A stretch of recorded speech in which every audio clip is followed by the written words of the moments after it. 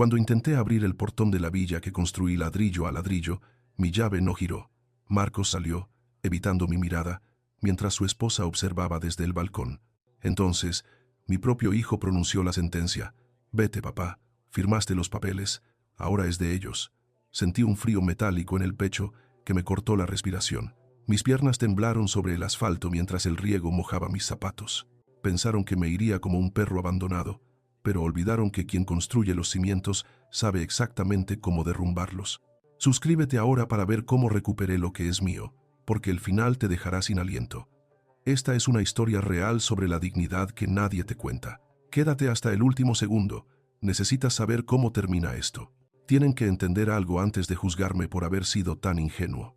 Esa villa, esa casa blanca con tejas árabes y el porche orientado al sur donde ahora se ríen mis consuegros, no fue una herencia, ni un regalo, ni un golpe de suerte.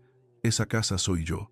Soy yo convirtiendo sacos de cemento de 50 kilos en paredes sólidas bajo el sol de agosto de Málaga, cuando el calor derrite el asfalto y la mayoría de los hombres buscan la sombra. Soy yo mezclando arena y cal hasta que mis manos se curtieron como el cuero viejo, perdiendo las huellas dactilares entre la grava y la pala. Corría el año 1982 cuando puse la primera piedra. Mi Carmen, que en paz descanse, venía a la obra a mediodía con una fiambrera de tortilla y un gazpacho fresco en una botella de vidrio envuelta en papel de periódico para que no se calentara. Nos sentábamos sobre unos bloques de hormigón, mirando el terreno baldío lleno de hierbajos y piedras, y soñábamos. Ella me decía, «Antonio, aquí pondremos un limonero», y yo asentía, calculando mentalmente cuántas horas extras tendría que echar en las obras de la costa para pagar las vigas del techo. Tardé 5 años en terminarla. 5 años de fines de semana perdidos, de vacaciones que nunca tomamos, de sudor y ahorro. Cuando por fin nos mudamos, esa casa no era solo un techo, era nuestro trofeo. Era la prueba de que un albañil con las manos llenas de callos podía darle a su familia un palacio.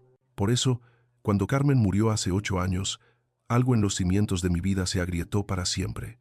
La casa se me hizo grande, inmensa, llena de ecos, pero era lo que ella amaba, y yo juré mantenerla impoluta, como un santuario a su memoria.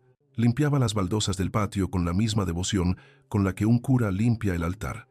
Cuidaba sus geranios, pintaba la fachada cada 2 primaveras. Era mi patrimonio sagrado, lo único que dejaría en este mundo para decir, Antonio estuvo aquí. Pero la soledad es mala consejera, y la vejez, amigos, la vejez te vuelve blando donde antes eras acero. Mi hijo Marcos siempre fue diferente a mí. No lo digo con maldad, es la verdad. Yo crecí sabiendo que si no trabajas, no comes. Él creció en la época de las vacas gordas, cuando el dinero en la Costa del Sol parecía caer del cielo. Nunca quiso mancharse las manos en la obra. Quería oficinas con aire acondicionado, coches rápidos y negocios de esos que se hacen con una firma y un apretón de manos, no con una pala. Yo le pagué los estudios, orgulloso de que mi hijo no tuviera que dejarse la espalda como yo. Pero cuando estalló la crisis de 2008, y luego la resaca que dejó en los años siguientes, el castillo de naipes de Marcos se derrumbó. Lo vi envejecer 10 años en 6 meses. Venía a comer los domingos con la mirada perdida, el teléfono siempre sonando, saliendo al jardín para hablar en susurros nerviosos. Yo le preguntaba, «Hijo, ¿qué pasa?» Y él me decía, «Nada, papá, cosas del mercado, tú no lo entenderías». Hasta que un día no pudo más. Fue una tarde de lluvia, de esas raras que tenemos aquí, cuando se presentó en mi cocina, se derrumbó sobre la mesa de madera de olivo, llorando como cuando era un niño y se despellejaba las rodillas. Pero esta vez no era sangre, eran deudas. Deudas de juego, inversiones fallidas, préstamos pedidos para tapar otros préstamos. Me habló de gente peligrosa, de embargos, de vergüenza. En Andalucía, la vergüenza de deber dinero pesa más que una losa de granito. El qué dirán nos persigue como una sombra. Ver a mi hijo, un hombre hecho y derecho, llorando de miedo, me partió el alma. «Papá, lo voy a perder todo», me dijo entre sollozos. «Si se enteran estoy acabado». Yo hice lo que cualquier padre de mi generación haría. Saqué mis ahorros. 50 años de madrugar se fueron en 2 transferencias bancarias para tapar los agujeros de mi hijo. «No pasa nada, hijo», le dije. «El dinero va y viene. Lo importante es la familia». Pensé que con eso bastaba, que aprendería la lección. Qué equivocado estaba. El problema de tapar un agujero es que, si el suelo está podrido, pronto se abre otro más grande. Fue entonces cuando apareció Elena con más fuerza en nuestras vidas, mi nuera. Una mujer lista, moderna, con palabras afiladas y una sonrisa que nunca llegaba del todo a sus ojos. Ella trabajaba en una gestoría y siempre hablaba de leyes, impuestos y estrategias fiscales como si fueran el Evangelio. Al principio, agradecí que alguien con cabeza fría tomara las riendas de la vida de Marcos. Ella empezó a venir más a menudo a la villa, trayendo pasteles, preguntando por mi salud, preocupándose por si la casa era demasiada carga para mí solo. Antonio, usted ya tiene una edad, me decía mientras me servía el café. Mantener esto es muy caro. Y con la situación de Marcos, tenemos que ser inteligentes. La estrategia de manipulación fue lenta, casi invisible, como la humedad que sube por las paredes. Primero fue el miedo. Empezaron a dejar caer comentarios sobre Hacienda, sobre el impuesto de sucesiones, sobre cómo el gobierno nos quitaría todo si yo faltaba de repente. Papá, si te pasa algo no podremos pagar los impuestos para heredar la casa y el banco se la quedará, me decía Marcos, repitiendo el guión que Elena le había escrito.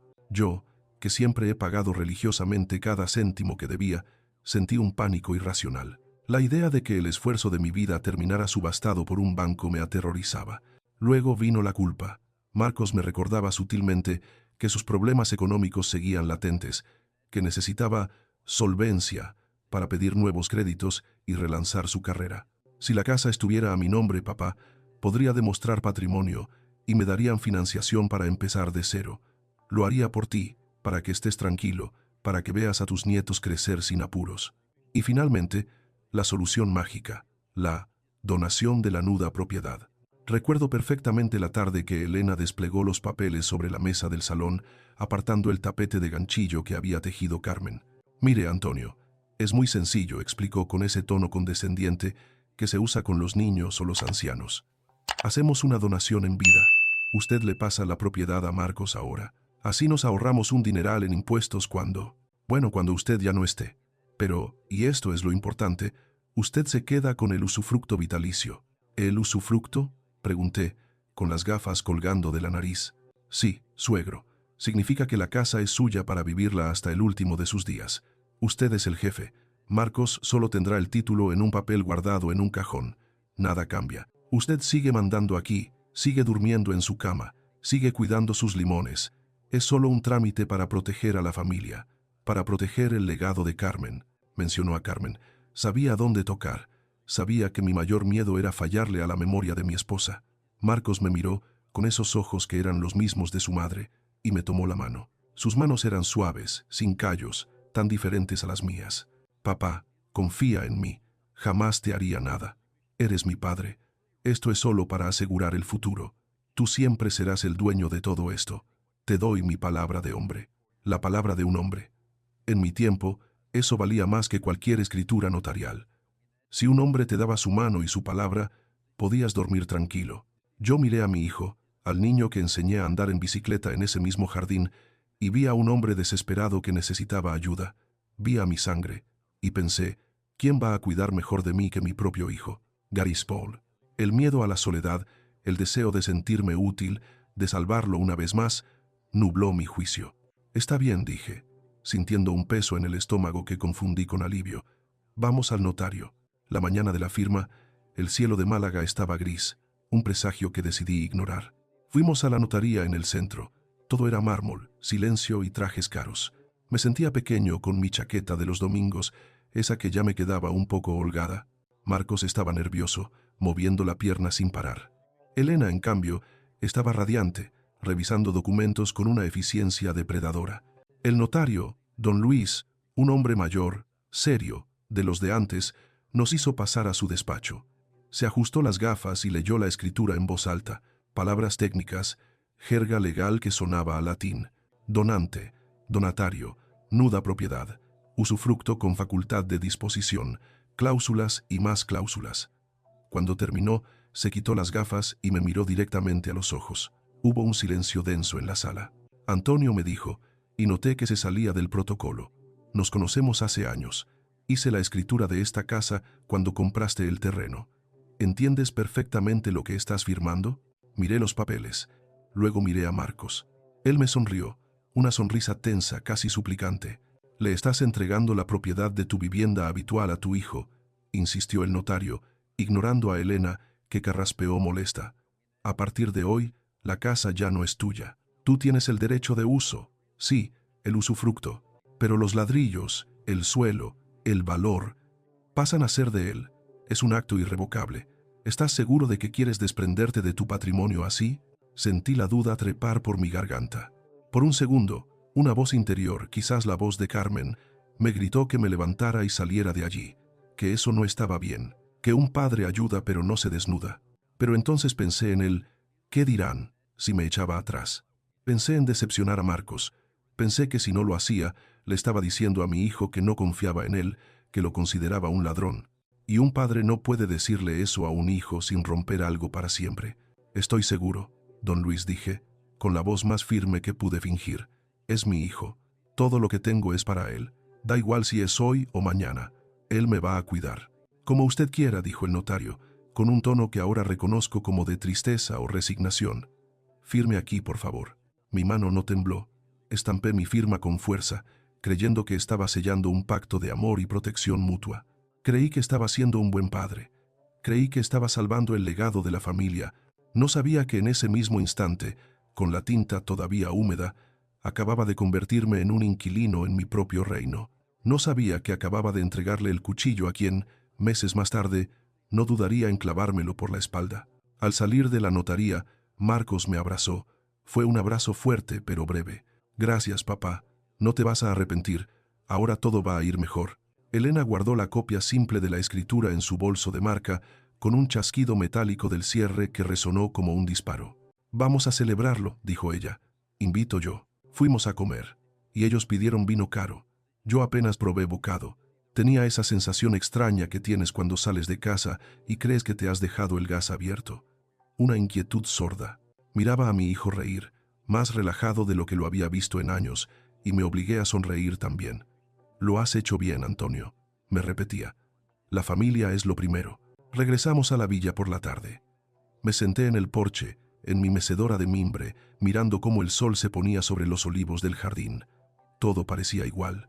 Las mismas tejas, las mismas paredes blancas, el mismo olor a jazmín y tierra húmeda, pero algo había cambiado. El aire pesaba más. Ya no sentía esa paz absoluta de saber que pisaba mi tierra. Ahora pisaba la tierra de Marcos. Esa noche soñé con Carmen. Estaba en la cocina, de espaldas, llorando. Cuando intenté tocarle el hombro para consolarla, la casa empezó a encogerse. Las paredes se cerraron sobre mí hasta que me faltó el aire. Desperté sudando, con el corazón desbocado. Me levanté y recorrí el pasillo, tocando los marcos de las puertas, como para asegurarme de que seguían allí. Pobre viejo iluso. No sabía que la tinta de esa firma era el principio del fin. No sabía que acababa de abrir la puerta no solo para salvar a mi hijo, sino para dejar entrar a los lobos. La manipulación había sido perfecta, ejecutada con la precisión de un cirujano. Se habían aprovechado de lo único que no puedo cambiar, mi amor incondicional y mi miedo a la soledad. Así fue como puse los cimientos de mi propia desgracia, con amor, con confianza, con la estúpida creencia de que la sangre siempre tira más que el dinero. ¿Qué lección tan cara estaba a punto de aprender? No tardaron ni una semana en ejecutar la siguiente fase del plan. La tinta de la escritura de donación apenas se había secado cuando empezó lo que yo llamo la invasión silenciosa. Al principio, todo vino envuelto en papel de regalo, con lazos de falsa preocupación y sonrisas de azúcar. Fue un domingo, después de comer, cuando Elena me sirvió un café descafeinado, porque, según ella, la cafeína me alteraba los nervios, y me soltó la propuesta con esa suavidad de serpiente que la caracteriza. Antonio, hemos estado pensando, dijo, acariciando el brazo de Marcos, que miraba fijamente su plato. Usted está muy solo en esta casa tan grande, y con la artrosis que le está dando guerra, nos preocupa que le pase algo por la noche y nadie se entere. Además, Marcos y yo necesitamos ahorrar para estabilizarnos después de, bueno, ya sabe, los problemas financieros. Sería ideal que nos viniéramos a vivir aquí una temporada, solo temporalmente. Así nosotros ahorramos el alquiler y a cambio le cuidamos, le tendremos como a un rey. Yo, tonto de mí, sentí un calorcito en el pecho. Pensé en las noches de invierno, cuando el silencio de la villa se me hacía insoportable y solo se oía el crujir de las vigas. Pensé que volvería a tener vida en la casa, ruidos de familia, quizás nietos correteando pronto. Claro que sí, les dije. Esta es vuestra casa. Siempre lo ha sido. No sabía que acababa de invitar al enemigo a dormir bajo mi techo. La mudanza fue gradual, casi imperceptible, como una marea que sube lenta pero inexorablemente. Primero trajeron unas maletas con ropa, luego cajas con documentos, después muebles pequeños que empezaron a sustituir a los míos. Un día desapareció la mesa auxiliar del recibidor, esa de caoba que a Carmen le gustaba tanto, y en su lugar apareció un mueble moderno, blanco y barato, de esos que se montan con una llave Allen. Es más funcional, suegro, me dijo Elena. Y yo callé. Callé porque no quería ser el viejo cascarrabias que se queja por un mueble. Callé porque quería que estuvieran cómodos. La primera gran puñalada llegó a las 2 semanas. Marcos entró en el salón rascándose la nuca, con esa actitud huidiza que había adoptado desde que firmamos en la notaría. Papá, verás, tenemos un problema. El colchón de la habitación de invitados me está matando la espalda. Ya sabes que tengo la lumbar fatal desde el accidente de moto. Y Elena necesita espacio para montar su despacho y llevar las cuentas de la casa. Hizo una pausa, esperando que yo completara la frase. Cuando vio que yo no decía nada, soltó la bomba. Habíamos pensado que, bueno, que quizás podrías cambiarte tú a la habitación de invitados. Es acogedora, da al jardín de atrás y es más tranquila. Y nosotros podríamos quedarnos con el dormitorio principal. Solo hasta que mi espalda mejore, claro. El dormitorio principal, el santuario. Allí estaba la cama de matrimonio donde habíamos dormido Carmen y yo durante 30 años. Allí conservaba su frasco de perfume en la mesita de noche, tal y como ella lo dejó. Allí había muerto ella, en mis brazos, una madrugada de febrero. Pedirme eso era pedirme que borrara la huella de su madre. Sentí un nudo en la garganta, una mezcla de dolor y rabia. Esa es la habitación de tu madre, Marcos, dije con la voz ronca. Mamá ya no está, papá, respondió él, con una frialdad que me heló. Y los vivos necesitamos descansar. No seas egoísta, lo hacemos por mi salud. Egoísta. Me llamó egoísta a mí, que acababa de regalarle una villa de $500,000. Pero el miedo a la confrontación, el miedo a que se enfadaran y se marcharan dejándome solo otra vez, pudo más que mi dignidad. Esa misma tarde, con lágrimas en los ojos que oculté bajo la excusa del polvo, vacié los cajones de Carmen. Guardé su ropa en cajas, envolví sus fotos en papel de periódico y trasladé mis pocas pertenencias al cuarto de invitados. Esa noche, escuchando a través de la pared cómo Elena y Marcos reían y veían la televisión en mi cama, entendí que ya no era el dueño. Era un huésped, y los huéspedes, si molestan, se echan. Pero aquello fue solo el aperitivo. El plato fuerte llegó en julio. Mis padres vienen a pasar el verano a la costa, anunció Elena un martes, mientras yo intentaba leer el periódico en la terraza. No encuentran apartamento barato, ya sabe cómo se pone Málaga en agosto. Pobretes, llevan años sin vacaciones. Hemos pensado que se queden aquí. La casa es enorme, sobra sitio. Antes de que pudiera balbucear una excusa, antes de que pudiera decir que yo no quería extraños en mi casa, ellos ya estaban en la puerta. Los padres de Elena, los Sánchez, gente ruidosa, sin modales, de esos que creen que por hablar más alto tienen más razón. Llegaron con 4 maletas enormes, un perro pequeño que ladraba a todas horas y una actitud de conquistadores que me revolvió el estómago. «Hombre, Antonio», gritó su padre, «un tal Paco», dándome una palmada en la espalda que casi me tira al suelo. «Menudo casoplón te gastas. Aquí vamos a estar de lujo». Y así, mi villa, mi refugio de paz, se convirtió en un hostal barato. Se adueñaron del salón. Paco se pasaba el día en mi sillón orejero, en camiseta de tirantes, con los pies subidos a la mesa de centro, viendo programas de gritos en la televisión a todo volumen. Su mujer, una señora que olía a laca barata y tabaco, tomó el control de la cocina. De repente, mis sartenes ya no estaban donde siempre. Mi comida desaparecía de la nevera. El olor a fritanga impregnaba las cortinas que Carmen había cosido a mano. El golpe de gracia llegó una semana después de su llegada. Yo había bajado a la cocina a por un vaso de agua. Al pasar por el porche, los vi. Estaban los 4, Marcos, Elena y sus padres. Reían, comían gambas y bebían vino. Me fijé en la botella que presidía la mesa. El corazón se me paró. Era un gran reserva del 95, una de las 3 botellas que guardaba en la bodega para ocasiones especiales. Una botella que costaba lo que yo ganaba en una semana de trabajo duro. La habían abierto sin preguntarme. La estaban bebiendo en vasos de agua, mezclándola con gaseosa para hacer tinto de verano. Salí al porche temblando de ira. Ese vino es mío, dije, señalando la botella. Es de mi colección privada. Paco me miró, eructó bajito y se rió. Venga ya, Antonio, no seas rancio. El vino es para beberlo, que se avinagra. Siéntate y tómate un vaso, hombre, que pareces un policía. Miré a mi hijo. Esperé que dijera algo. Esperé que dijera, tenéis razón, papá guarda eso con cariño, no debisteis cogerlo. Pero Marcos bajó la cabeza, se metió una gamba en la boca y no dijo nada. Elena, en cambio, me miró con desprecio. Ay, suegro, siempre con lo mío, lo mío. Ahora somos una familia, ¿no? Todo es de todos. No nos amargue la cena por una botella vieja. Me di la vuelta y me encerré en mi cuarto. Lloré de impotencia, no por el vino, sino por lo que significaba. Me habían perdido el respeto. Para ellos, yo ya no era Antonio, el patriarca, el constructor, el padre. Era un trasto viejo que venía incluido con la casa. La situación empeoró cuando Elena decidió que sus padres no podían dormir en el sofá-cama del salón porque les dolía la espalda. Necesitan una cama de verdad, dijo ella. Antonio, el cuarto de invitados es perfecto para ellos. Bueno, usted apenas usa espacio.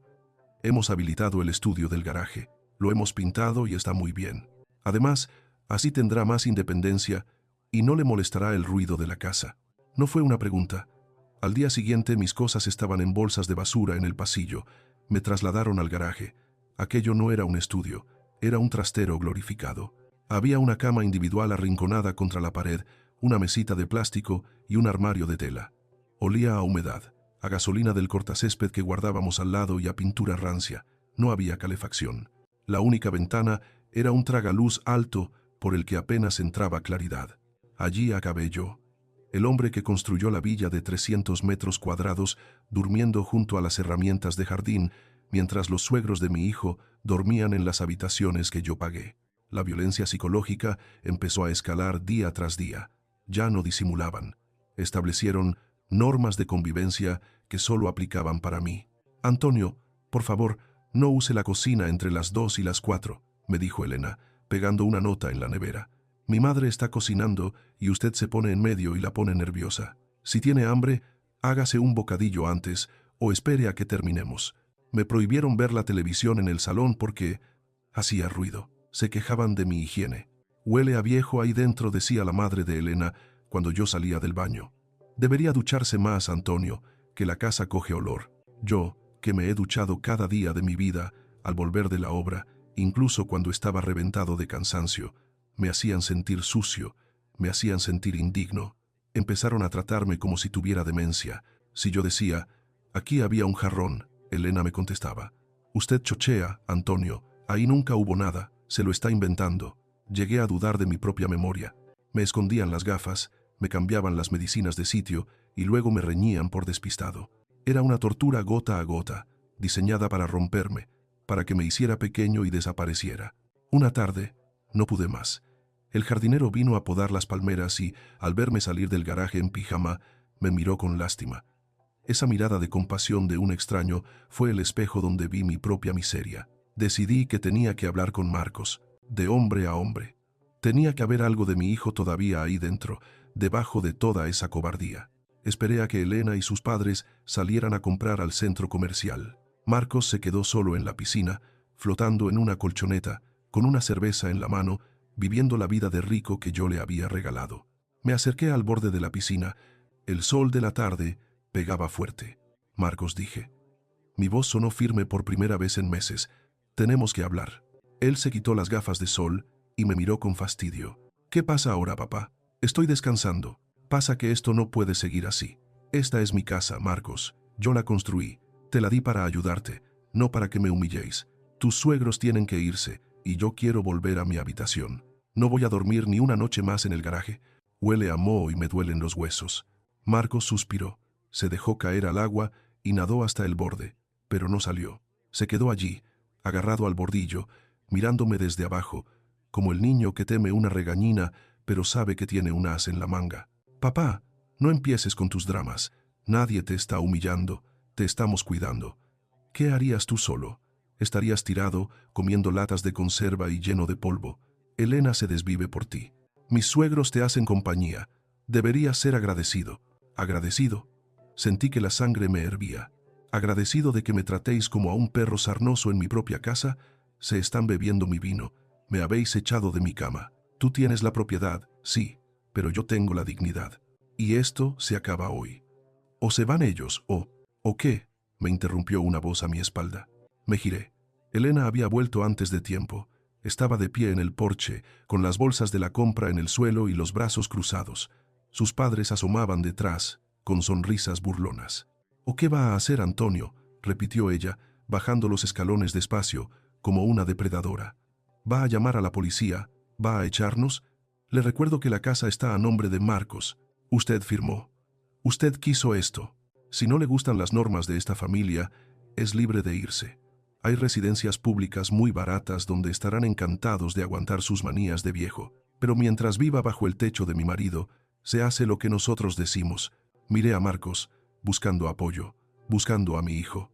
Marcos, dile algo, supliqué. Dile que no puede hablarme así. Soy tu padre. Marcos miró a Elena, luego miró al agua de la piscina, y finalmente, con la voz más pequeña y miserable que he oído nunca, dijo: «Papá, Elena tiene razón. Estás muy difícil últimamente. Mejor vete a tu cuarto y relájate. No nos amargues la tarde. Vete a tu cuarto», se refería al garaje. Mi hijo, mi sangre, me estaba mandando al trastero para no tener que enfrentarse a su mujer. En ese momento, algo se rompió dentro de mí. No fue el corazón, eso ya estaba roto. Fue la esperanza. La esperanza de que todo fuera un malentendido, de que mi hijo fuera una víctima. No, mi hijo era cómplice. Era el verdugo. Me di la vuelta sin decir una palabra. Crucé el jardín, sintiendo las miradas de triunfo de mis consuegros clavadas en mi espalda. Entré en el garaje y cerré la puerta de metal. Me senté en el borde de esa cama estrecha, rodeado de olor a gasolina y humedad, y miré mis manos. Esas manos que habían levantado cada muro de esa villa, esas manos que habían acunado a Marcos, ahora me temblaban. Estaba solo, completamente solo, atrapado en una jaula de oro que yo mismo había construido y cuya llave había entregado voluntariamente. No sabía nada de leyes, solo sabía lo que Elena me repetía: «Firmaste, ahora es de ellos». Me sentí pequeño, estúpido y vencido. Esa noche no cené. Escuché desde mi destierro cómo encendían la barbacoa en el jardín. Olía a chuletas y a pimientos asados. Escuchaba sus risas, los brindis, la música. Estaban celebrando su victoria. Estaban celebrando que el viejo ya no molestaba. Lo que no sabían, lo que ni yo mismo sabía, aún en esa oscuridad, es que acorralar a un hombre que no tiene nada que perder es el error más peligroso que se puede cometer. Creían que me habían enterrado en ese garaje. Pero como dice el refrán del campo, no sabían que yo era semilla. Solo necesitaba tiempo, tiempo y un motivo para germinar con la fuerza de la rabia. Y esa noche, escuchando a mi hijo reír mientras yo lloraba de hambre y vergüenza, me dieron el motivo. La Nochebuena en Andalucía es sagrada. Es esa noche del año en la que hasta las guerras se detienen, donde las familias se sientan alrededor de una mesa llena de langostinos y cordero y se perdonan los pecados del año con una copa de anís. O al menos, eso es lo que yo creía. Para mí, aquella noche del 24 de diciembre no fue una celebración, fue la confirmación final de mi sentencia de muerte en vida. Me vestí en el garaje. Hacía un frío húmedo que se colaba hasta los huesos, calando la tela de mi mejor traje, ese azul marino que Carmen me obligó a comprar para la boda de Marcos. Me miré en el espejo retrovisor de mi viejo Seat Panda, que ahora compartía dormitorio conmigo. Me afeité con agua fría del grifo de la manguera, porque no quería subir a la casa y cruzarme con ellos antes de tiempo. Me puse la corbata, aunque me temblaban las manos. Me dije a mí mismo: «Antonio, mantén la cabeza alta. Eres el dueño de esta casa, eres el patriarca. No dejes que te vean roto». Me eché un poco de colonia, intentando tapar ese olor a gasolina y humedad que se me había pegado a la piel tras semanas durmiendo entre herramientas. Subí las escaleras hacia la cocina a las 9 en punto. El olor a asado me golpeó nada más abrir la puerta. Era el mismo olor de todas las Navidades, el olor de mi vida, pero esta vez se sentía ajeno, como si estuviera entrando en la cocina de un extraño. El salón estaba irreconocible. Habían cambiado la disposición de los muebles. Mi sillón ya no presidía la estancia. Lo habían arrinconado contra la pared para poner un árbol de Navidad gigantesco, decorado con bolas plateadas y azules. «Moderno», diría Elena. Carmen siempre ponía el Belén de barro, con sus pastores desconchados y el río de papel de plata. No había ni rastro del Belén. Era como si estuvieran borrando nuestra historia capa por capa. Mis nietos, Hugo y Lucía, estaban corriendo por el salón. Se me iluminó la cara al verlos. «¡Abuelo!», gritó Lucía, viniendo a abrazarme. Pero antes de que pudiera levantarla en brazos, Elena apareció desde la cocina, secándose las manos en un trapo. «Lucía, cuidado, no te manches con el traje del abuelo, que huele un poco a cerrado», dijo, con esa sonrisa tensa que usaba cuando había testigos. «Hola, Antonio. Vaya, se ha puesto elegante. Siéntese por ahí, que estamos terminando de poner la mesa». Me senté en una silla, observando el espectáculo. Los padres de Elena, Paco y Rosa actuaban como los dueños de la finca. Paco servía mi vino, en las copas de cristal de Bohemia que Carmen y yo compramos en nuestro viaje de bodas. Rosa daba órdenes a Marcos, diciéndole dónde poner las servilletas. Mi hijo obedecía, moviéndose como un camarero en su propia casa, sin atreverse a mirarme a los ojos. Llegó el momento de sentarse. La mesa estaba espectacular, cubierta con el mantel de hilo bordado que solo sacábamos en ocasiones especiales. Había marisco, jamón del bueno, quesos, todo pagado, supuse, con la pensión que yo ya no gestionaba o con el crédito que Marcos había conseguido gracias a la casa. Me acerqué a la mesa. Durante 40 años, mi sitio ha sido la cabecera, la silla con los reposabrazos, la que mira hacia la puerta. Es el sitio del padre de familia, del que corta el pavo, del que hace el primer brindis. Me dirigí hacia allí por instinto, por derecho y por costumbre. Puse la mano en el respaldo de mi silla. De repente, el salón se quedó en silencio. Sentí la mano de Elena sobre mi antebrazo. Un tacto frío, firme, como un grillete. «Antonio, ¿qué hace?», preguntó en voz alta, asegurándose de que todos oyeran. «Voy a sentarme, Elena. Es mi sitio». Hubo una risita nerviosa de su madre, Rosa. Elena negó con la cabeza, como quien corrige a un niño que no se sabe la lección. «Ay, Antonio, no sea antiguo. Hoy es una noche especial. Ese sitio es para mi padre. Ya sabe que Paco tiene mal las rodillas y necesita estar cerca de la puerta para salir a fumar. Además, él es el invitado de honor». Miré a Paco. Estaba allí plantado, con su camisa desabrochada y la cara roja por el vino, esperando a que yo me quitara. «¿El invitado de honor?», repetí, sintiendo que la sangre me subía a las sienes. «Elena, yo he construido esta casa, yo he pagado esta cena, yo soy el padre de tu marido. Y por eso mismo debería dar ejemplo de hospitalidad», cortó ella, endureciendo el tono. «No vamos a montar un numerito delante de los niños, ¿verdad? Su sitio está allí». Señaló una esquina de la mesa. No era un sitio normal. Habían traído una silla plegable de la cocina y la habían puesto en la esquina, apretada entre la pata de la mesa y la pared, lejos del centro, lejos de la conversación. Era el sitio de los niños castigados, el sitio del estorbo. Miré a Marcos. Estaba abriendo una botella de cava, concentrado en el corcho para no tener que presenciar mi humillación. «Marcos», dije. Mi voz sonó rota. «¿Vas a dejar que tu padre se siente en una silla plegable en Nochebuena?». Marcos levantó la vista. Sus ojos estaban húmedos, pero no de emoción, sino de miedo. Miedo a ella. Miedo a perder la vida cómoda que yo le había regalado. «Papá, por favor», susurró. «No compliques las cosas. Es solo una silla. Siéntate y comamos en paz. Hazlo por los niños. Hazlo por los niños». La frase mágica. El chantaje eterno. Tragué mi orgullo, un trago amargo que sabía a bilis, y me dirigí a la esquina. Me senté en la silla plegable, que crujió bajo mi peso, quedando más bajo que el resto. Desde allí, parecía un espectador de mi propia vida. La cena transcurrió entre risas que no eran mías. Paco contaba chistes groseros y todos le reían las gracias. Brindaban por el futuro, por los negocios, por la familia. Nadie brindó por mí, nadie me preguntó cómo estaba. Yo comí en silencio, masticando la rabia junto con el cordero, que me sabía a ceniza. Fue a los postres cuando todo estalló. Paco, ya bastante borracho, golpeó su copa con un tenedor para pedir atención. Se levantó, tambaleándose en mi sitio, en mi cabecera. «Bueno, familia», gritó, «quiero proponer un brindis, por mi yerno Marcos y mi hija Elena, que son unos hachas, y por esta casa, que menuda joya. Me ha dicho un pajarito que tenéis planes grandes para el año que viene. A por ellos». «¿Planes? ¿Qué planes?». Levanté la cabeza. Vi a Marcos ponerse pálido. Vi a Elena hacerle gestos a su padre para que se callara, pero el vino ya había soltado la lengua de Paco. «¿De qué planes habla?», pregunté desde mi esquina. Mi voz salió clara y fuerte, cortando el ambiente festivo. Nadie contestó. Se hizo un silencio denso. He preguntado qué planes, insistí, poniéndome de pie.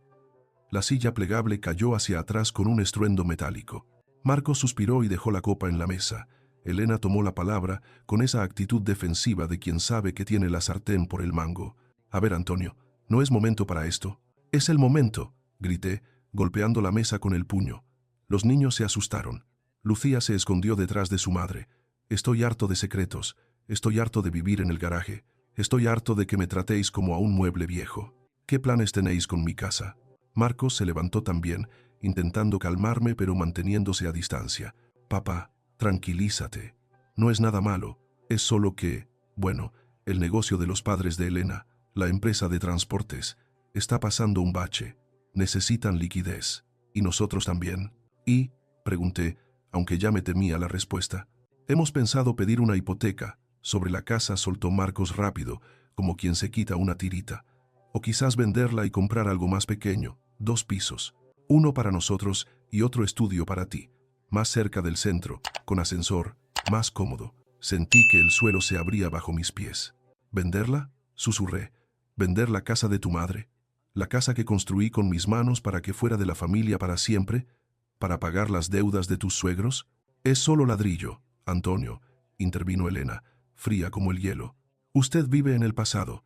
El sentimentalismo no paga las facturas. Necesitamos capitalizar el activo.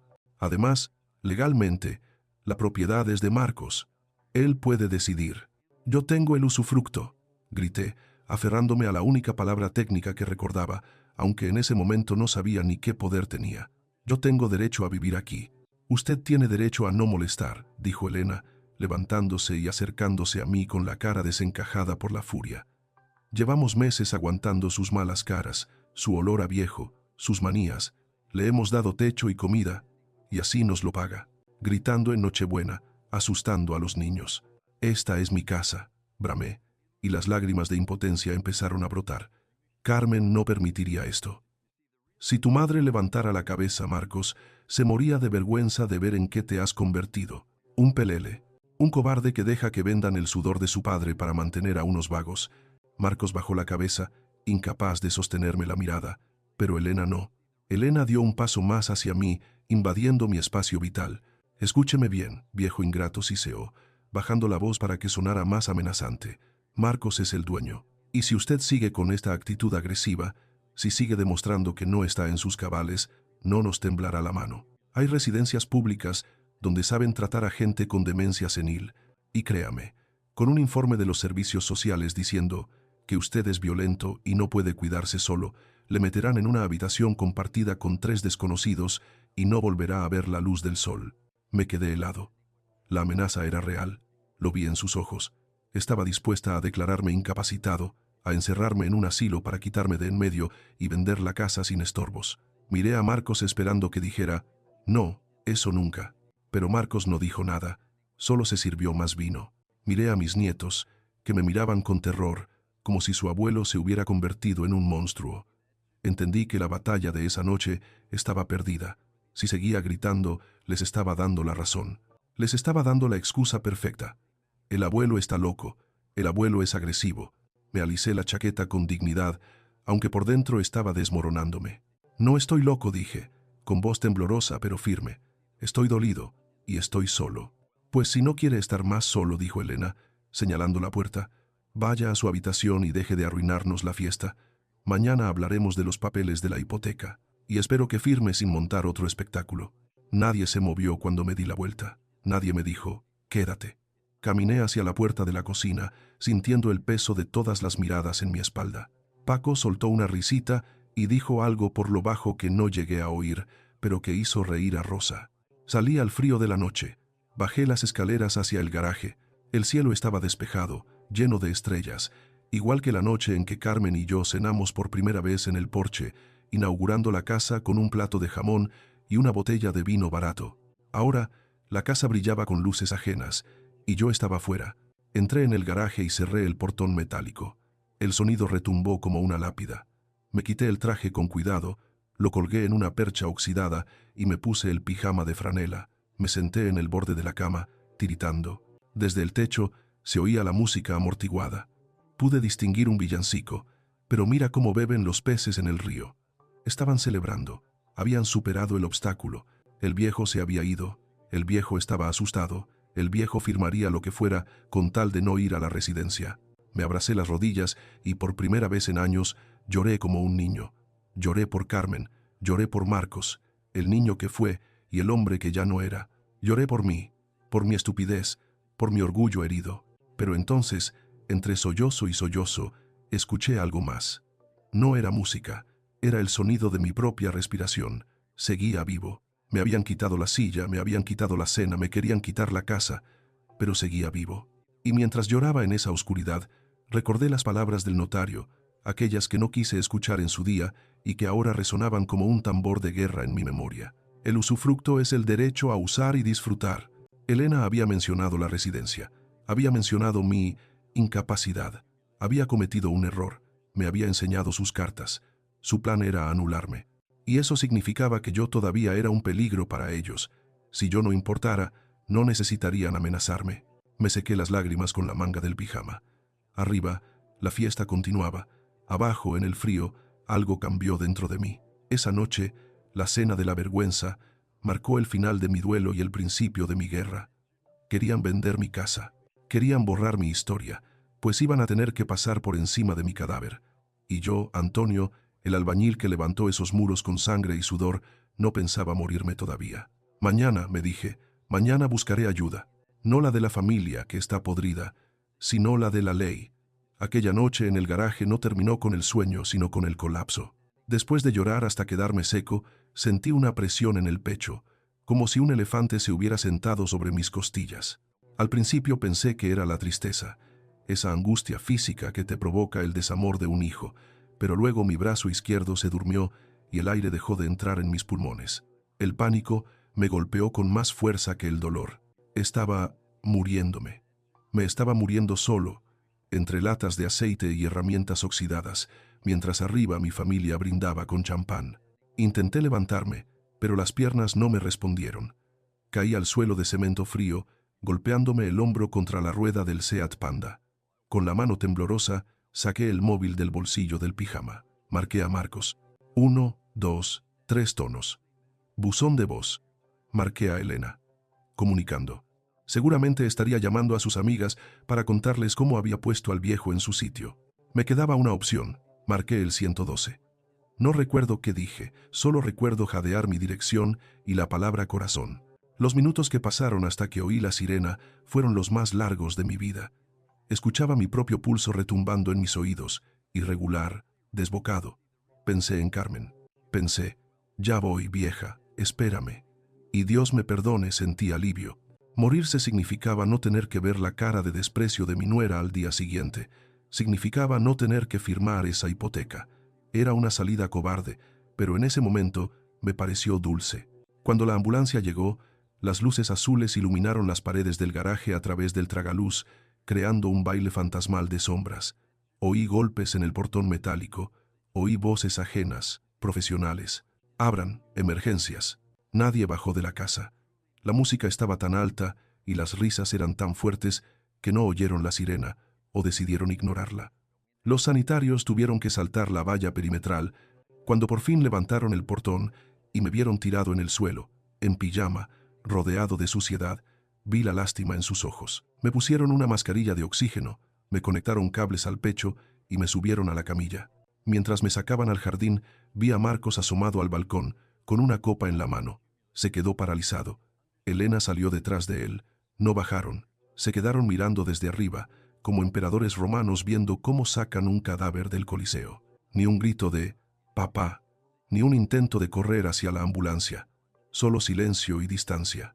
El viaje al hospital fue un borrón de luces y pitidos. En urgencias, el médico de guardia, un hombre joven con ojeras profundas, me dijo que no era un infarto masivo, sino una crisis hipertensiva brutal combinada con un ataque de ansiedad severo.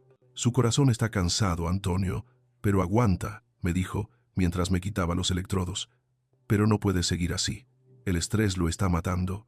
¿Hay alguien a quien podamos llamar? ¿Algún familiar? Negué con la cabeza. La vergüenza me quemaba más que la fiebre. ¿Cómo le dices a un extraño que tu hijo te está mirando morir desde el balcón? Me dejaron en un box de observación, mirando al techo blanco, escuchando los gemidos de otros enfermos. Pasaron las horas. Nadie vino. Miraba la puerta cada vez que se abría, esperando ver a Marcos arrepentido, con los ojos rojos, pidiendo perdón. Pero la puerta solo traía enfermeras con termómetros y auxiliares con bandejas de comida insípida. A las 8 de la mañana, cuando me dieron el alta, me sentía más frágil que nunca. No tenía ropa de calle, solo el pijama y una bata que me habían prestado. Me senté en la sala de espera, sin dinero para un taxi, preguntándome si tendría que ir andando los 10 kilómetros hasta la villa. Entonces oí una voz familiar.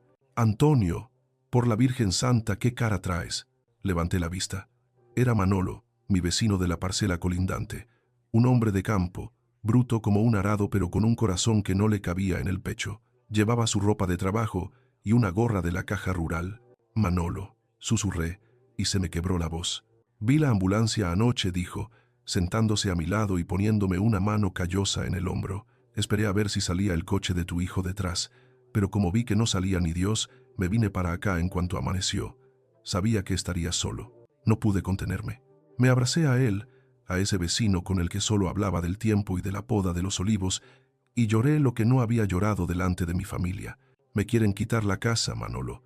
Me tienen viviendo en el garaje. Anoche me puse malo y ni bajaron». Manolo apretó los dientes. Su cara se puso roja de ira. «Me cago en la leche, Antonio.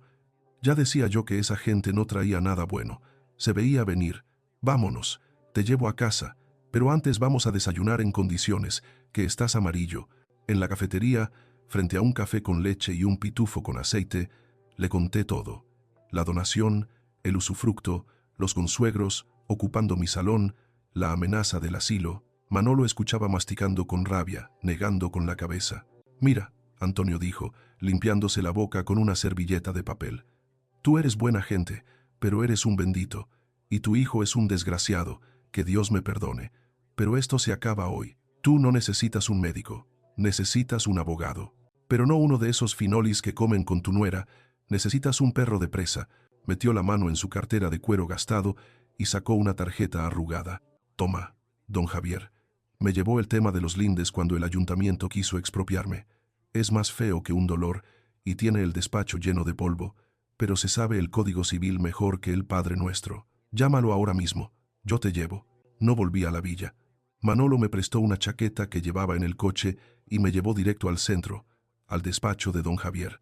Era un edificio antiguo, sin ascensor. El despacho olía a tabaco rancio y a papel viejo.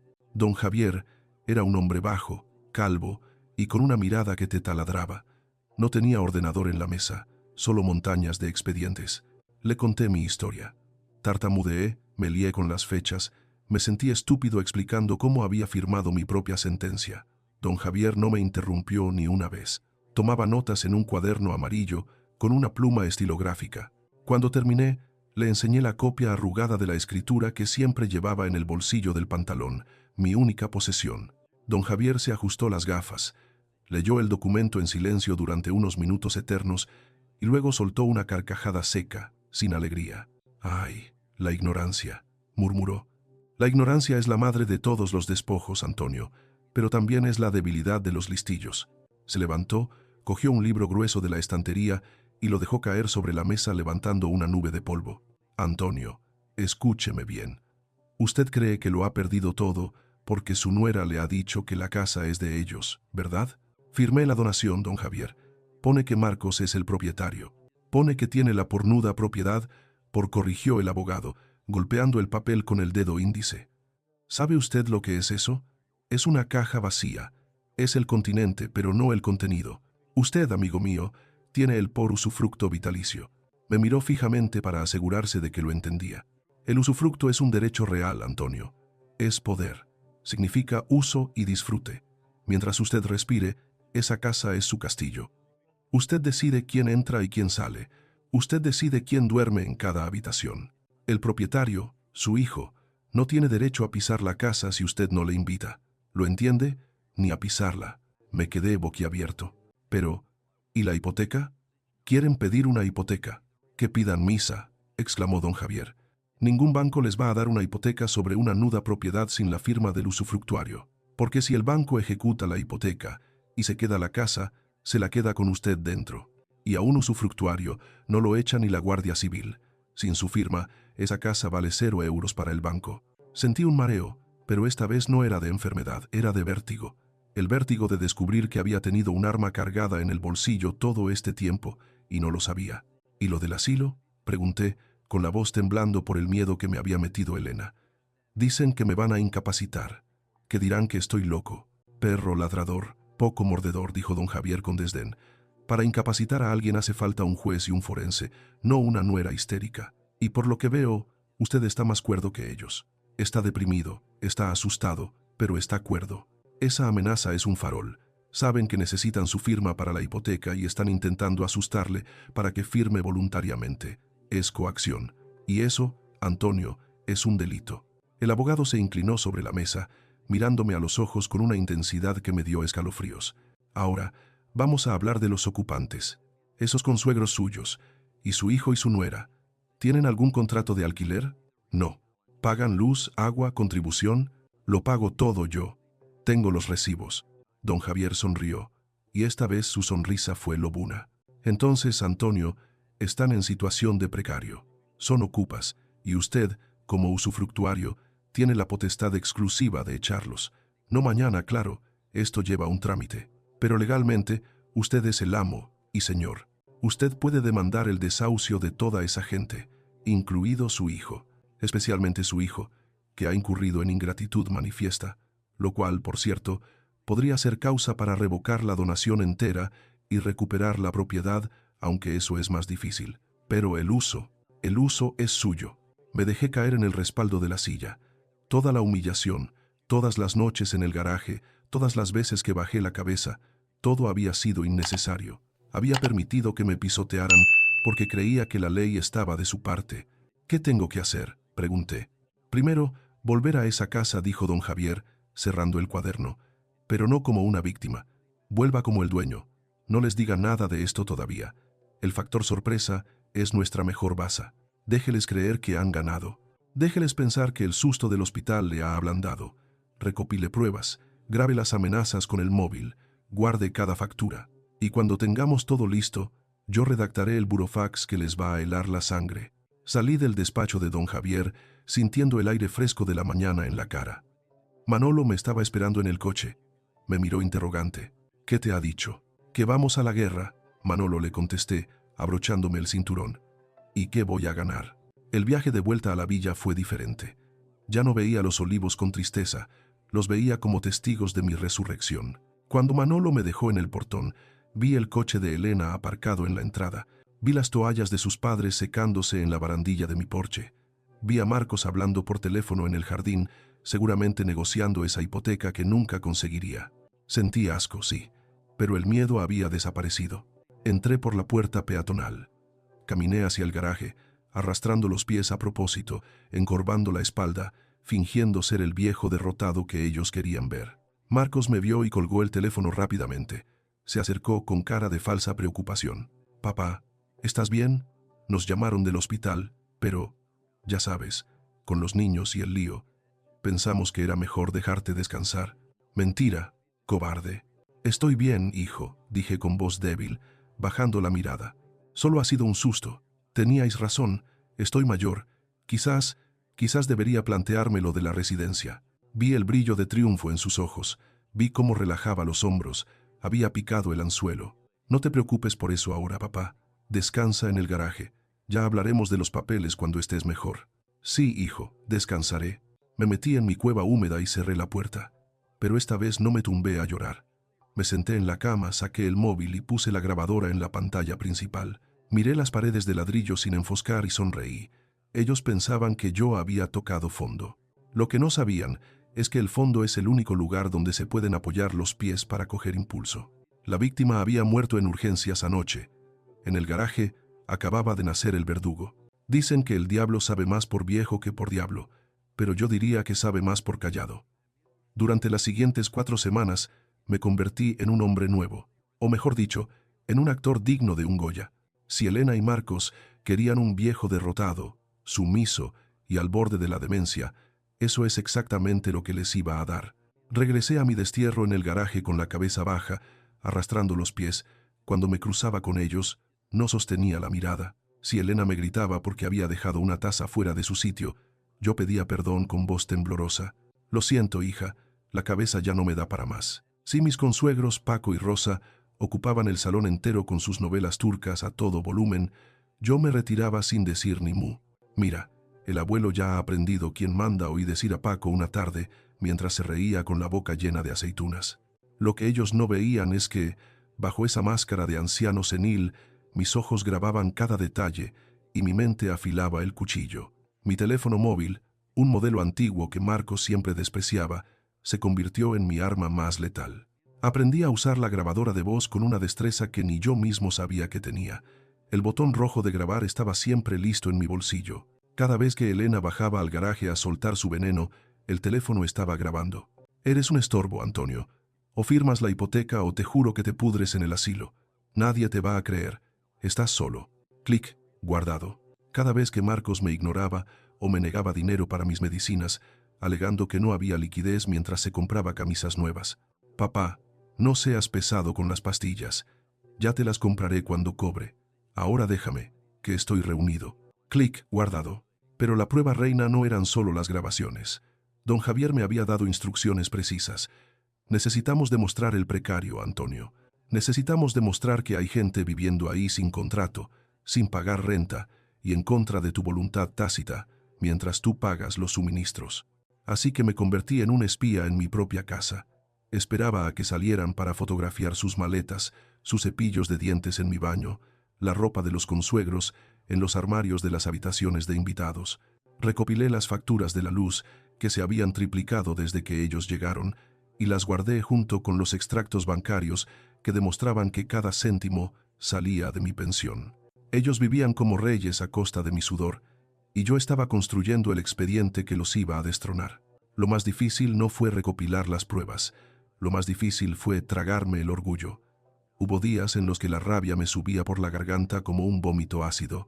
Ver a Paco sentado en mi sillón, con los pies en mi mesa, criticando cómo había podado los rosales, me daba ganas de agarrarlo por el cuello y echarlo a patadas allí mismo. Pero entonces recordaba las palabras de don Javier.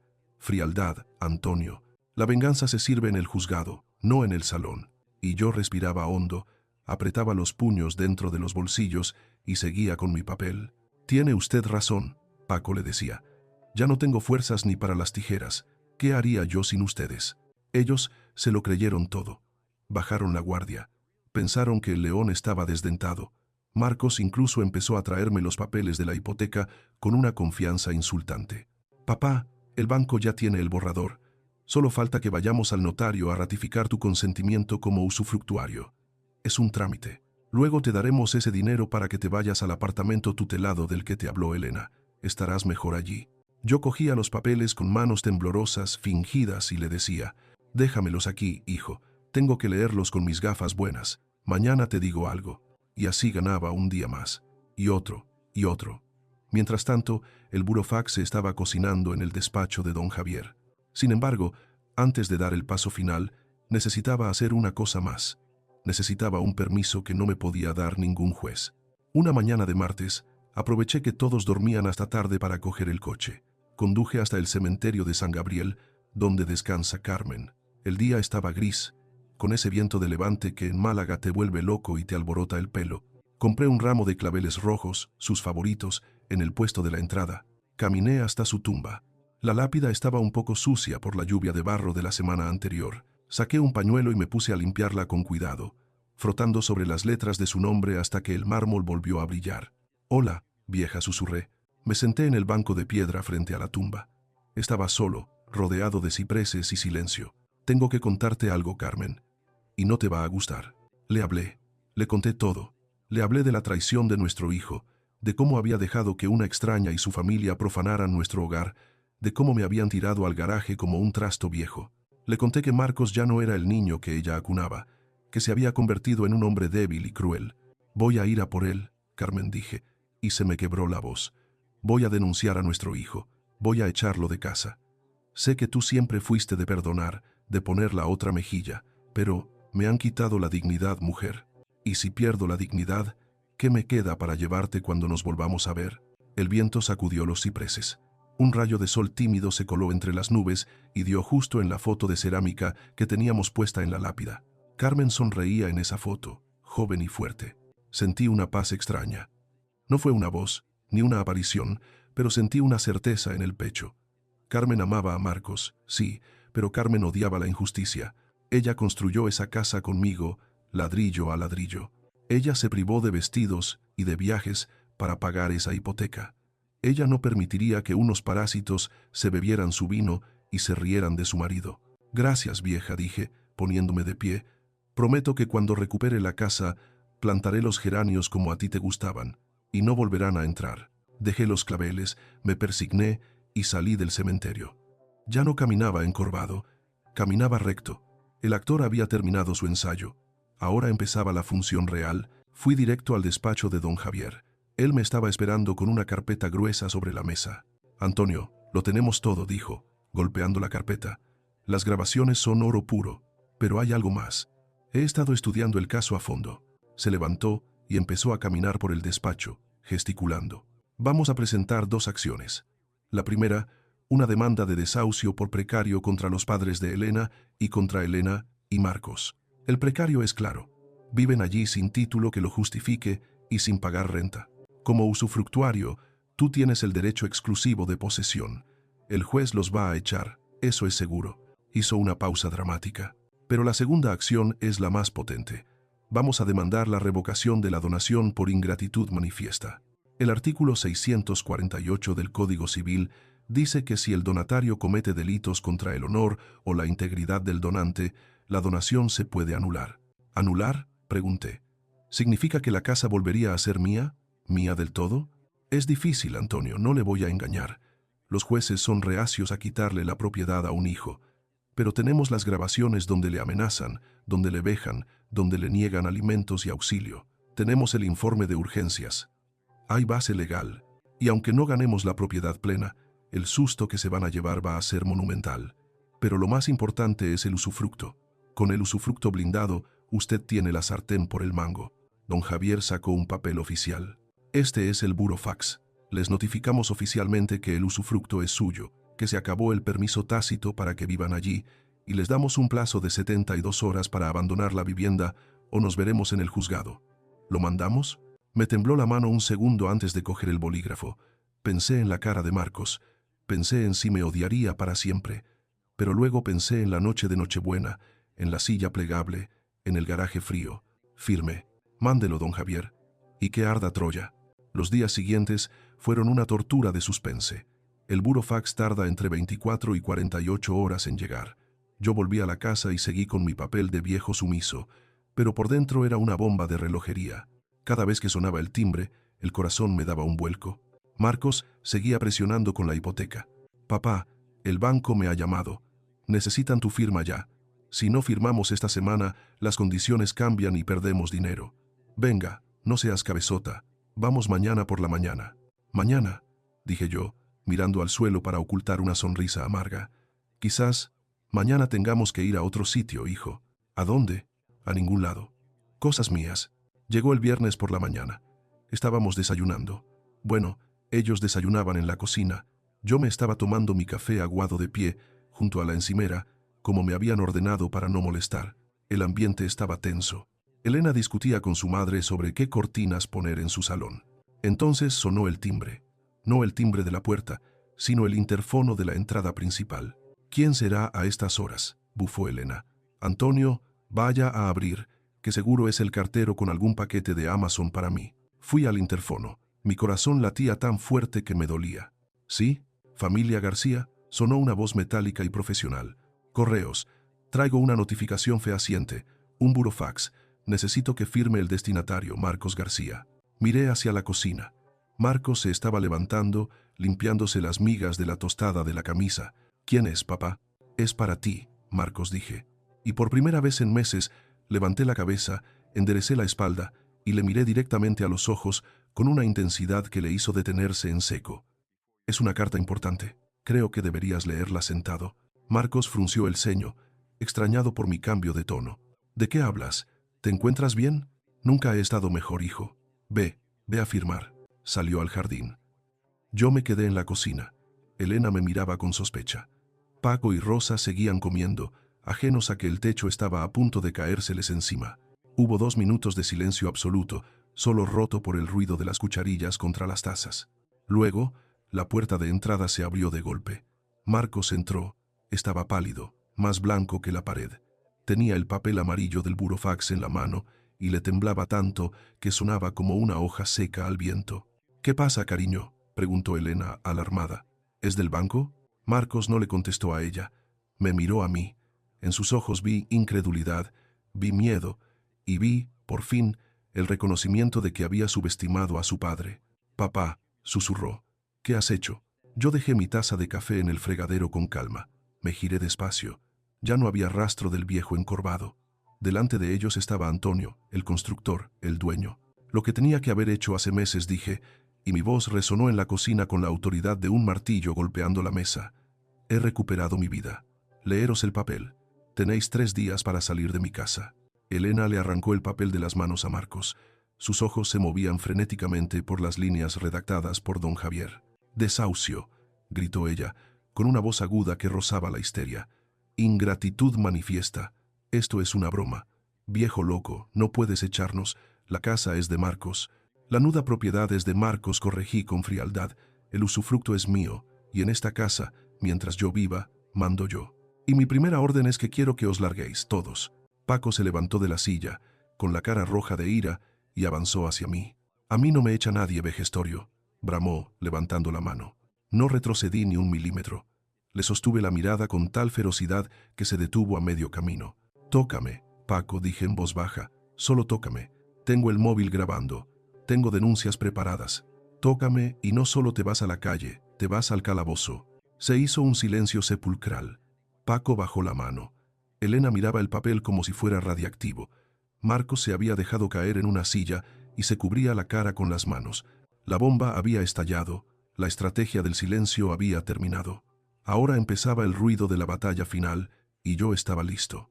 «Tenéis 72 horas», repetí. «Si el lunes seguís aquí, vendrá la Guardia Civil. Y ahora, si me disculpáis, voy a sentarme en mi salón a ver la televisión, en mi sillón, y quiero el volumen alto». Me di la vuelta y caminé hacia el salón, sintiendo sus miradas de odio clavadas en mi nuca. Pero ya no me importaba. Me senté en mi orejero, aparté los cojines horteras de Elena y encendí la tele. Por primera vez en mucho tiempo, me sentí en casa. Pero sabía que esto no había acabado. El lunes llegaría el verdadero enfrentamiento. La bestia estaba herida, y las bestias heridas son las más peligrosas. Las 72 horas del ultimátum pasaron más rápido de lo que marca el reloj, o al menos eso debió parecerles a ellos. Para mí, sin embargo, cada minuto fue un ladrillo más en el muro de mi paciencia. El lunes amaneció con ese sol de justicia que solo tenemos en Málaga, una luz blanca y dura que no deja lugar para las sombras ni las mentiras. Ellos no se habían ido. Al contrario, habían decidido atrincherarse. Elena, en su infinita soberbia, había convencido a Marcos de que el burofax era un farol de viejo, un trozo de papel sin valor legal. «Tu padre no tiene dinero para abogados», le había oído susurrar en la cocina. «Está intentando asustarnos. Si aguantamos el pulso, se romperá». Qué poco me conocían. Qué poco conocían a don Javier. A las 9:30 de la mañana, yo estaba sentado en el porche, vestido con mi traje azul marino, el mismo de la Nochebuena, pero esta vez sin manchas de humedad y con la corbata impecablemente anudada. Había sacado mi sillón de mimbre del garaje y lo había plantado justo frente a la puerta principal, como un centinela. Dentro, oía el ajetreo habitual. La televisión puesta, Paco gritando algo sobre el fútbol, Elena regañando a los niños. Vivían su rutina robada con total normalidad, ignorando que el reloj de arena se había vaciado. A las 10 en punto, un coche patrulla de la Guardia Civil y un vehículo blanco del juzgado de primera instancia aparecieron por el camino de grava. El sonido de los neumáticos, triturando las piedras, fue la primera nota de la sinfonía final. Me puse de pie, me alisé la chaqueta. Sentí una calma absoluta, fría como el mármol. No había alegría, no había euforia, solo la satisfacción del deber cumplido, como cuando terminas de levantar un muro y pasas el nivel para comprobar que está recto. Los agentes se bajaron del coche. Eran 2 guardias civiles jóvenes, serios, con el tricornio bien calado. Junto a ellos la comisión judicial, el agente judicial y una procuradora, carpeta en mano. Don Javier llegó un minuto después en su viejo sedán, con esa sonrisa de lobo viejo dibujada en la cara. «Buenos días, Antonio», me saludó don Javier, estrechándome la mano con fuerza. ¿Han salido? No, don Javier. Están desayunando. Pues se les va a atragantar la tostada. El agente judicial llamó al timbre. No fue un toque tímido. Fue un dedo pulsando el botón de manera continua, autoritaria.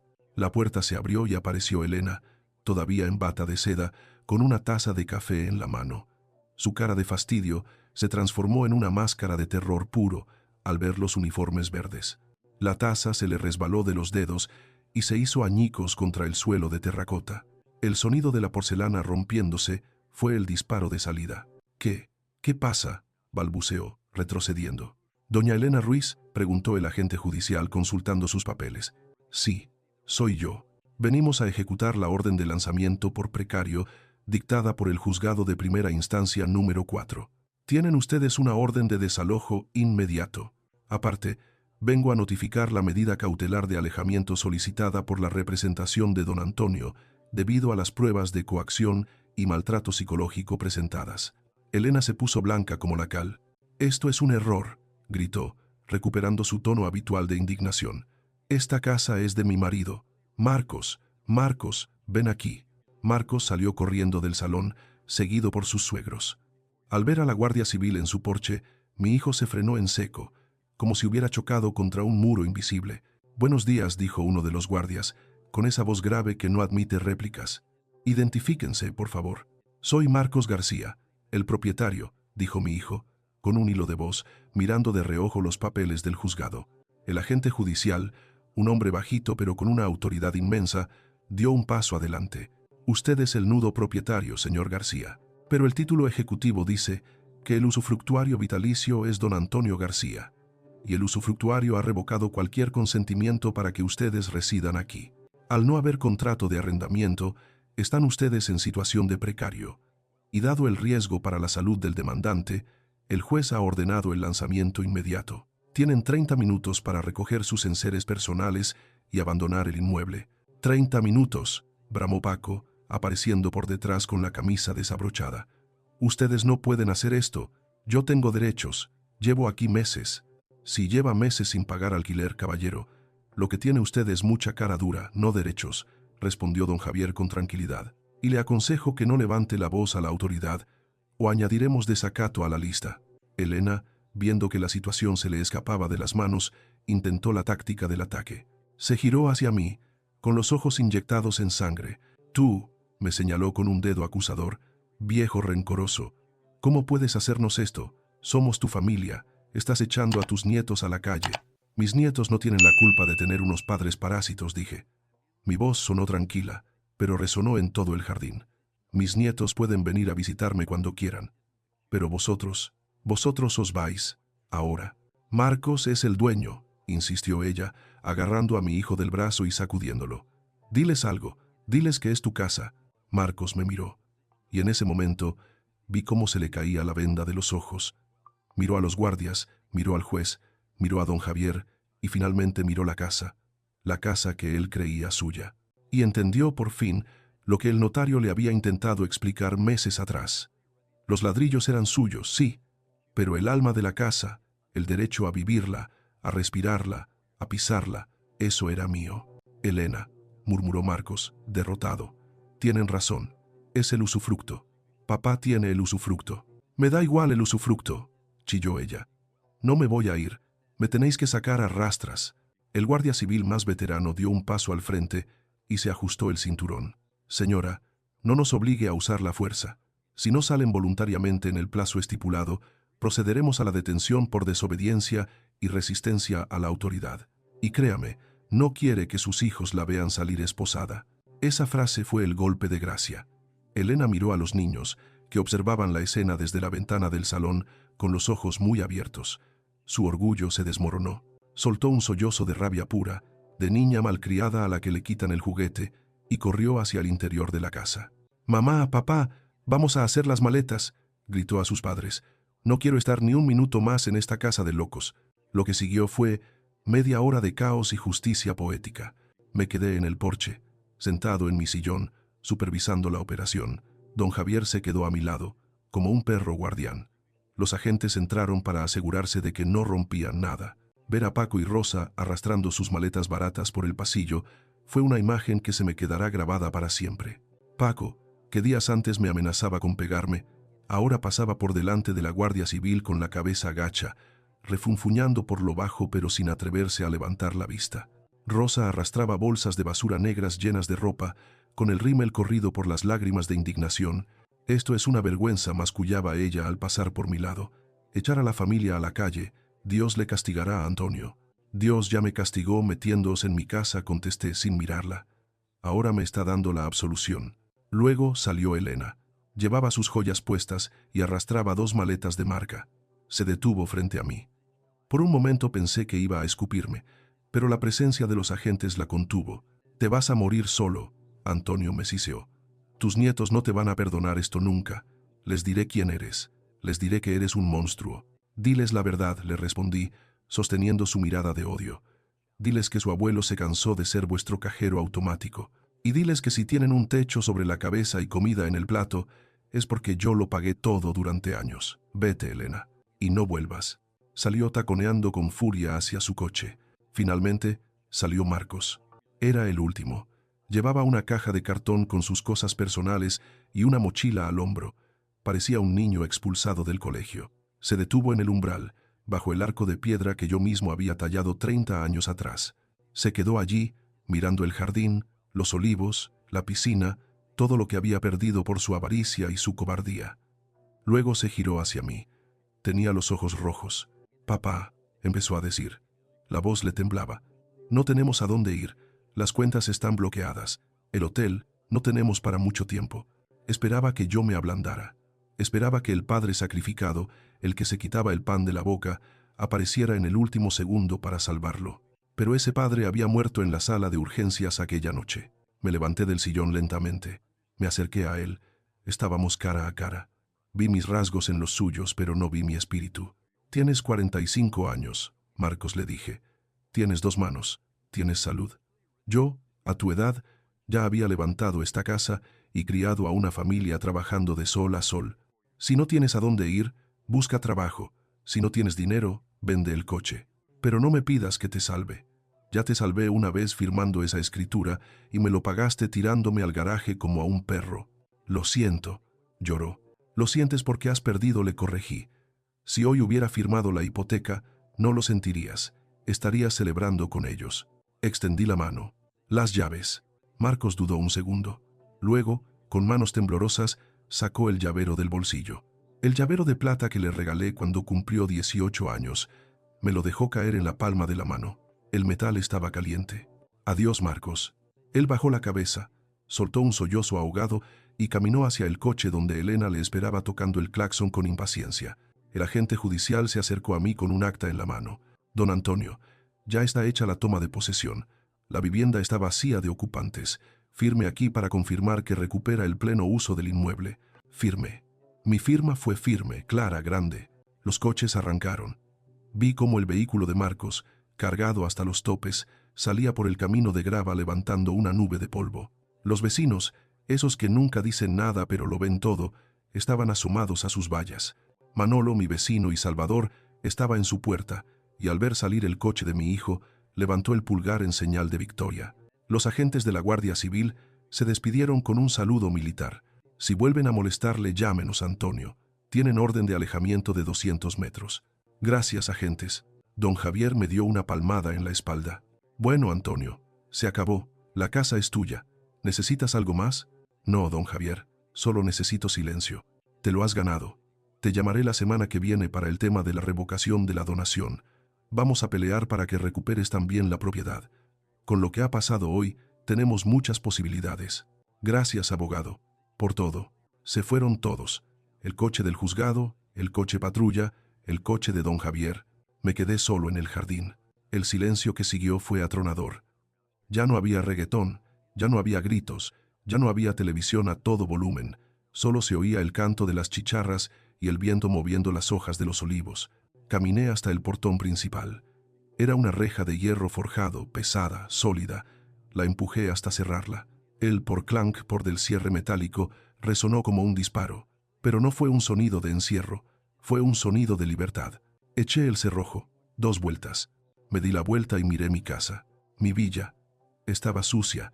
Había juguetes tirados en el césped, colillas en el suelo del porche, una toalla mojada olvidada en una silla. Habían dejado su rastro de dejadez por todas partes. Pero debajo de esa suciedad, los cimientos seguían siendo los míos. Las paredes seguían teniendo la memoria de Carmen. Subí las escaleras del porche. Metí la llave en la cerradura de la puerta principal. Giró suavemente, como dándome la bienvenida. Entré. El salón olía a tabaco y a ambientador barato, ese olor que habían traído ellos. Fui directo a las ventanas y las abrí todas de par en par. Dejé que entrara el aire de Levante, el aire de mar, el aire limpio de Málaga, que se llevara el olor a traición, que purificara mi hogar. Fui a la cocina, abrí la nevera, estaba llena de su comida. Cogí una bolsa de basura grande y empecé a tirarlo todo. Sus yogures, sus cervezas, sus salsas. No quería nada que hubieran tocado. Cuando la nevera estuvo vacía, la limpié con lejía. Me ardían las manos y los ojos, pero no paré hasta que brilló de blanca.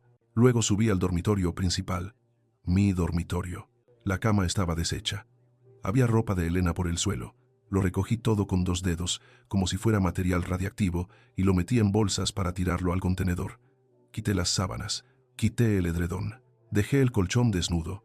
Me senté en el borde de la cama, el mismo sitio donde me sentaba con Carmen para hablar del día. Miré a mi alrededor. La casa estaba en silencio. Estaba vacía.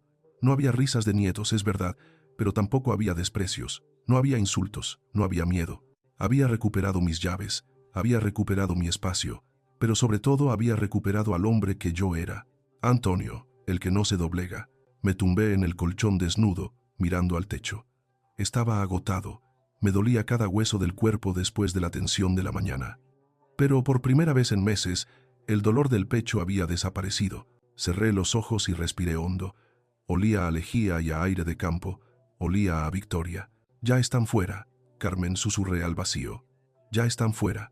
Y en ese silencio bendito, me quedé dormido, sabiendo que al despertar, la casa seguiría siendo mía. Han pasado 6 meses desde que la Guardia Civil se llevó a mi hijo de mi propiedad. Ahora, cuando me levanto, la villa huele a café recién hecho y a jazmín, no a tensión ni a miedo. El silencio ha vuelto a estas paredes, pero es un silencio limpio, de paz, no esa opresión que me cortaba el aire cuando vivía en el garaje.